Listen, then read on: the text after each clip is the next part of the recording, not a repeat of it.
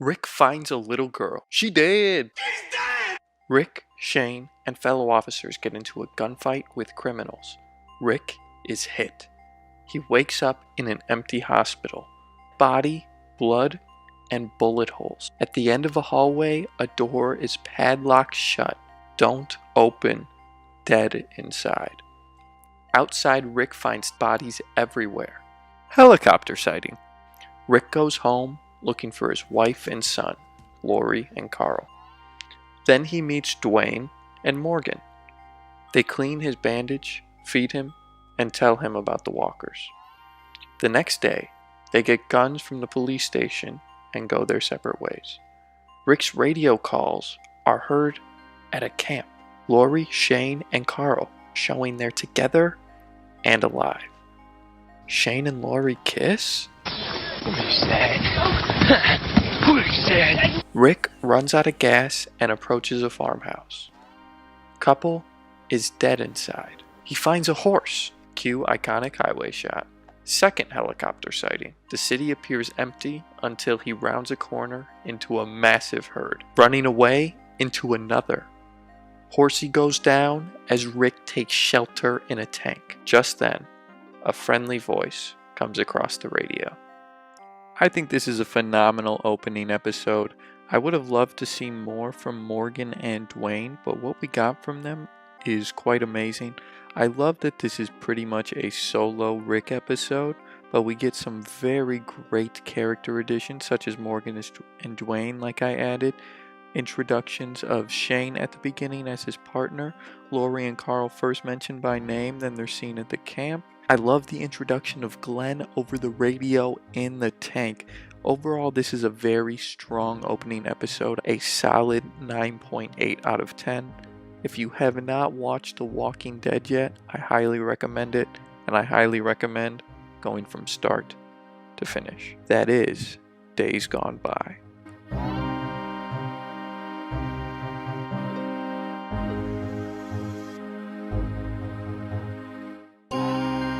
Lori and Shane do way more than kissing. Oh, hell no! Glenn saves Rick and radios to his friends. Two people come out and save them, Morales and T-Dog. Andrea threatens Rick. Morales talks her down. This is Jacqui. Zombies are at the front door. Up on the roof, Merle is having target practice. T-Dog is mad that he's wasting bullets and drawing attention. They argue and fight. Merle beats up T-Dog and seizes power before Rick knocks him and handcuffs him. They're looking for a way out and Jacqui mentions the sewers. Well, that's not gonna work.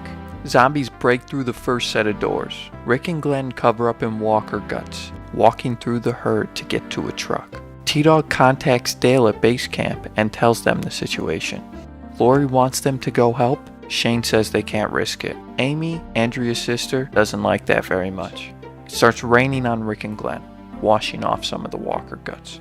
The walkers start to take notice, forcing them to run for it. They make it over the fence, just in time. They get in the truck, and as they drive off, the walkers knock down the fence. The plan is for Glenn to draw the walkers away with a car with its alarm going off, while Rick goes and picks everyone else up with the truck. T-Dog drops Merle's key down the drain. T-Dog padlocks the door shut so the geeks can't get at Merle. Glenn leads the geeks away from the back as they break through the front. Rick pulls up in back and everyone piles in. They get out just in time. Glenn speeds down the empty highway, screaming with joy. Very strong second episode. It ups the ante and pacing. We're introduced to a ton of new, exciting, and different characters. Shout out Morales, T-Dog, and my boy Glenn. Rick and Glenn walking through that horde, absolutely beautiful. And then the sequence when they're running away from the zombies and getting in the truck. And then the fence coming down. Great stuff. See ya, Merle. Deserves a lot of credit for being able to take what an excellent pilot that first episode was and build on it in a way that's both unpredictable and exciting. I give this one a solid 9.6 out of 10. That is Guts.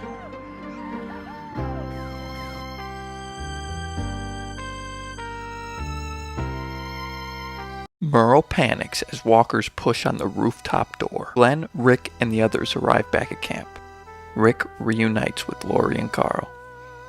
Lori and Rick reconnect. Rick gets his ring back. Confess! Rick tells Lori he's thinking of going back for Merle. Lori thinks this is a stupid idea. Just then, Carl is heard screaming in the distance. He is safe.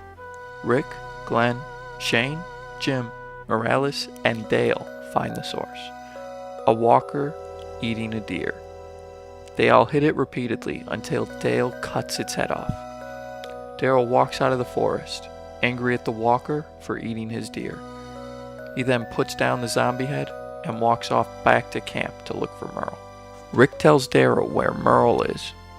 Daryl goes to attack Rick and Shane knocks him down. Daryl pulls a knife before Rick and Shane restrain him. Shane puts Daryl in a chokehold and Daryl calms down. T-Dog tells Daryl he dropped the key down the drain. Lori volunteers Rick to help Daryl go look for him. Rick says he's going. Shane is angry at Rick for this. Rick asks Glenn to come and T-Dog volunteers himself. Shane tells Rick he's putting them all at risk. Rick tells Shane he left guns behind. Lori and Carl don't want Rick to leave, but they understand.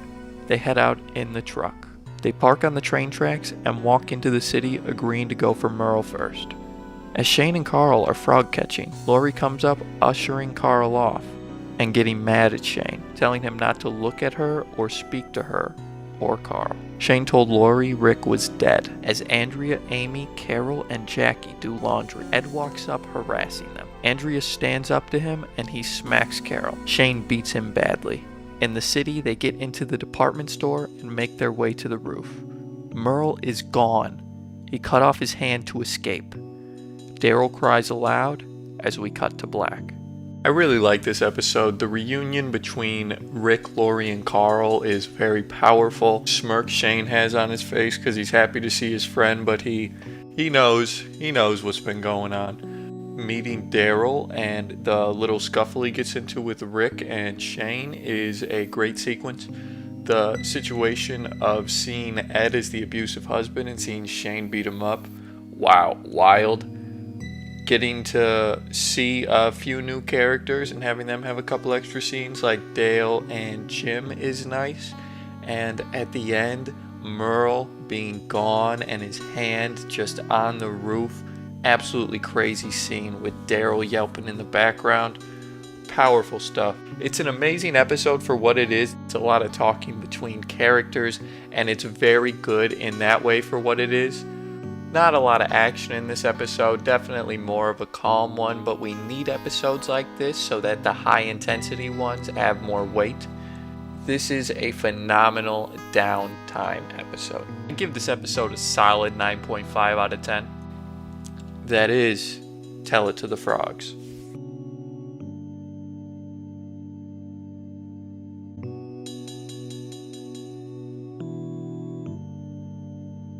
Jim aggressively digs holes. Back at the rooftop, Daryl threatens T-Dog, so Rick threatens Daryl. Daryl backs down. They search for Merle and find where he left the building. They agree to get the guns before continuing the search. Back at camp, Shane asks Jim to stop digging. Jim refuses. They scuffle, and Shane restrains Jim. Jim says he can't remember why he started digging, but that it came to him in a dream. Back in the city, Glenn makes a plan and they go with it. As Glenn grabs the guns, a teenager comes up on Daryl. Then two more guys attack Daryl as Glenn walks up. They kidnap Glenn and the guns get left in the alley as Rick and T-Dog run up. They hold the teenager, Miguel, prisoner. They go to meet Miguel's people, hoping to trade Miguel for Glenn. G, their leader, wants the guns. Rick says no. G threatens Rick. Rick reveals that he has T-Dog as a sniper. Glenn is shown prisoner at the rooftop's edge. G says he wants all the guns and Miguel, or they'd better be ready to fight. Then he walks off. They discuss it and decide they're going to go back locked and loaded for Glenn. Rick gives Miguel back and asks for Glenn. G threatens to chop up Glenn and feed him to dogs. Rick threatens G. Just then, Abuela comes up begging Rick not to arrest her grandson. Rick says her grandson is helping him find a missing person, and she shows him to Glenn. It's a nursing home. and G and Felipe were the only ones who stayed to protect them. G was a janitor, Felipe was a nurse. The rest of the Vatos showed up to check on family and stayed. G says all the people they've come across have been awful people, and says that they're barely getting by and everyone is looking to him for answers. Rick gives him some guns and they walk off with Glenn. Their truck is gone. They think Merle took it and rush to get back to the camp. On foot. Back at camp, Shane frees Jim, and while eating dinner, walkers attack the camp. Ed goes down first. 4 walkers join him in the tent. Amy's next. First her arm is bit, then her neck. Walkers flood the camp. Shane starts blasting. Rick and co hear that shooting and run faster. Multiple red shirts die as Shane, Jim, and Morales defend the crew. Just as they're about to be overrun, Rick and the crew show up to save the day, blasting the walkers away. Rick reunites with Lori and Carl as Amy dies in Andrea's arms. Jim says he remembers his dream now. Another absolutely amazing episode of television. The development of Daryl's character further being a part of the group. They have this common enemy, the Vatos. The way that Daryl is willing to jump to go and get Glenn back.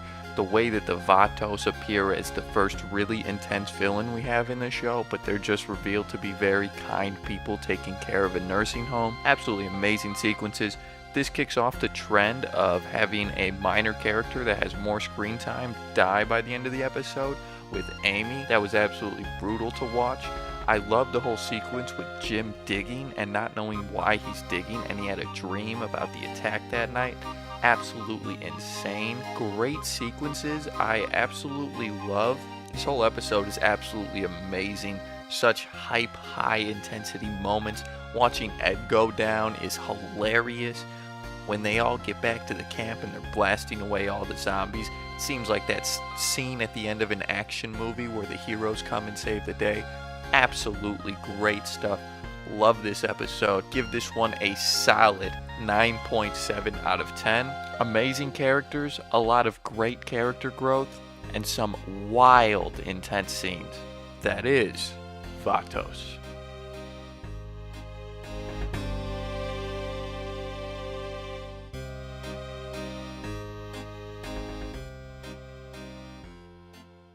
They're clearing out bodies from last night's walker attack when it's revealed Jim is hiding a bite. You're a liar! Rick wants to go to the CDC, Shane wants to go to the military base. Daryl goes to kill Jim, so Rick pulls a gun on him. Daryl backs down. Dale mourns Amy with Andrea. Carol puts down Ed before he comes back. Zombie Amy comes back and Andrea talks to her before putting her down. Shane is upset Rick left with half their men before the camp got attacked. Rick says they saved the day with the guns they brought back.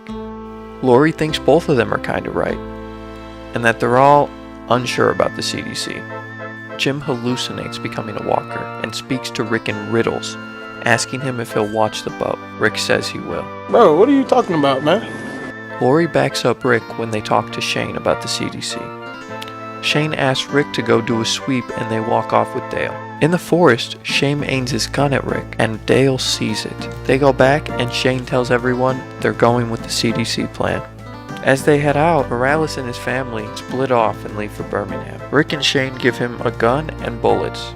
They say goodbye and leave. Dale's RV breaks down. Jim asks to be left by the side of the road.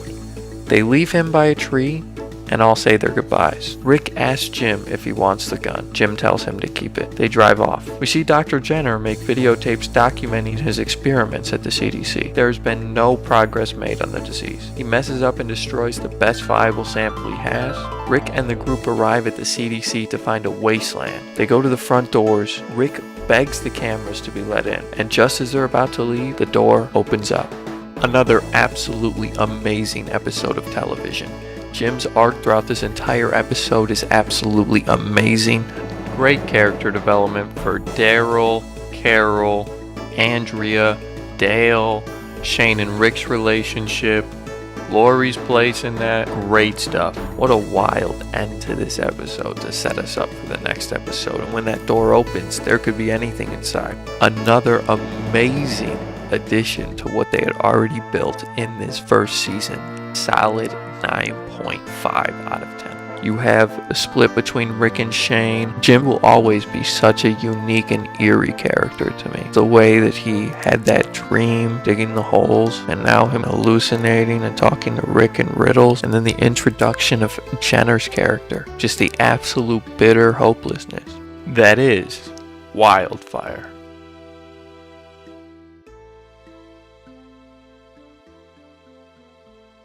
In a flashback, we see why Shane thought Rick was dead. Oh, he did. He tried to get him out, but he couldn't. Back at the CDC, they all head inside. Jenner feeds them, they drink a bit, and relax.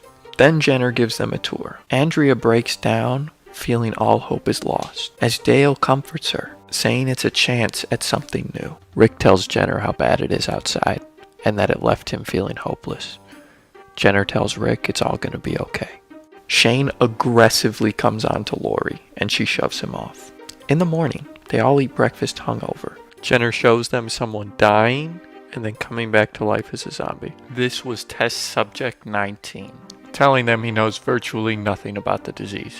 He hasn't been in contact with anyone for a month. The group is not happy to hear this, especially Andrea and Jacqui. Dale asks him about a clock counting down. Jenner walks off. Rick asks the computer, Vi, what happens when the clock runs down? Vi says, facility-wide decontamination. Rick, Shane, T-Dog, and Glenn look around trying to figure out what that means. They find loads of flammable barrels, empty generators, and empty fuel canisters. The air conditioning and lights start shutting down. Rick questions Jenner. Jenner says everything is running on schedule. Rick says they're leaving. An alarm starts going off as Jenner locks them in, saying he can't even open the front door again, telling them the place self-destructs when the clock gets down to 0 to prevent infectious diseases from getting out. Shane and Daryl try breaking the door down, as Jenner tries to convince them to give up. Daryl wants to kill him, and they hold him back. Then, Shane feels the same, and Rick knocks him down. Rick asks Jenner why he stayed at the CDC when everyone else left. He says because he made a promise to his wife, test subject 19. Rick argues for hope and asks for a chance. This convinces him to open the door. Rick leaves saying they're grateful. The day will come when you won't be. Then Jenner whispers something to him, and the group starts running out. Andrea and Jacqui stay behind with Jenner. Dale decides to stay with Andrea. They try to get out, but the glass won't break until Carol gives Rick his grenade, and he blows up the window. They all pile out as Andrea decides she doesn't want Dale's blood on her hands. So she and Dale leave right in time. Jenner and Jacqui are happy to see everyone got out. They embrace as the building blows up. The crew drives off, and we look at the smoke from the destroyed CDC as we fade to black. Another incredibly powerful episode of television, the character of Jenner and his tragic arc, the way Jacqui ends up joining him and Andrea's going to, but Dale convinces her otherwise, the actual explosion at the end of the CDC and the grenade explosion before that, Shane coming on to Lori in the most disgusting way possible, Rick telling Jenner that he's felt hopeless while they were out on the road, and Jenner telling him it's gonna be okay, Jenner showing them TS-19 and it being revealed later that it's his wife, Shane going into the hospital and trying to save Rick but not being able to. All of these sequences are so powerful, and there's only a few big action sequences in this episode, but the weight and the hopelessness the characters feel in this episode is so potent, and I just absolutely love that this episode is willing to take it there and is not forcing the action sequences but makes them fit in perfectly with the narrative structure that they're telling. Extremely wonderful episode of television. I give it a solid 9.3 out of 10. Big highlights of this episode are Edwin Jenner as a character, them getting out at the end, and Rick telling Jenner he was hopeless while they're out on the road. By the end, he's fighting for hope to get out. R.I.P. Jacqui. That is TS-19.